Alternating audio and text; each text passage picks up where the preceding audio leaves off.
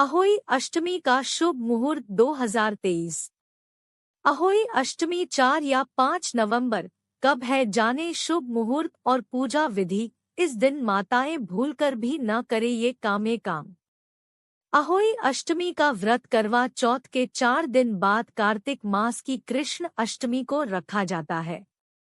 संतान की दीर्घायु के लिए महिलाएं इस दिन निर्जला व्रत करती है और रात को तारों को अर्घ्य देने के बाद अन्न और जल ग्रहण करती है।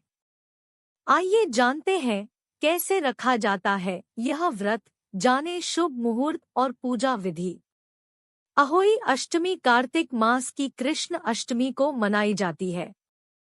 करवा चौथ पर पति की लंबी आयु के लिए व्रत रखने वाली महिलाएं अहोई अष्टमी को संतान की दीर्घायु के लिए व्रत करती हैं और अहोई माता की पूजा करती है। अहोई अष्टमी का व्रत करवा चौथ के 4 दिन बाद रखा जाता है, इसलिए 5 नवंबर को माताएं यह व्रत करेंगी और तारों का उदय होने के बाद उन्हें अर्घ्य देकर व्रत तोड़ेंगी। दीपावली की पूजा से 8 दिन पड़ने वाला यह व्रत उत्तर भारत की महिलाएं सबसे ज्यादा करती है। इस दिन बच्चों की अच्छी सेहत, सुंदर भविष्य और दीर्घायु के लिए माताएं निर्जला उपवास करती है। आइए आपको बताते हैं अहोई अष्टमी की पूजा विधि, शुभ मुहूर्त और इस दिन महिलाओं को कौन से कार्य करने की मना होती है। कार्तिक मास की कृष्ण अष्टमी का आरंभ 4 नवंबर को आधी रात के बाद 12:59 पर होगा, यानी कि 5 नवंबर की तिथि का आरंभ हो जाएगा और इसका समापन 5 नवंबर को आधी रात के बाद 3:18 पर होगा। इस तरह उद्या तिथि के नियमों के अनुसार महिलाओं को अहोई अष्टमी का व्रत 5 नवंबर को मिलेगा।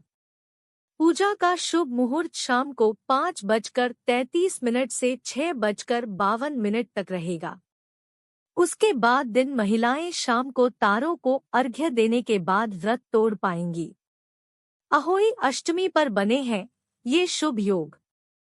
अहोई अष्टमी पर इस बार सर्वार्थ सिद्धि योग और रवि योग का शुभ संयोग बन रहा है। ऐसी मान्यता है कि इस शुभ योग में व्रत करने से महिलाओं को व्रत का संपूर्ण फल प्राप्त होता है और उनके बच्चे सदैव सुखी, संपन्न और दीर्घायु होते हैं।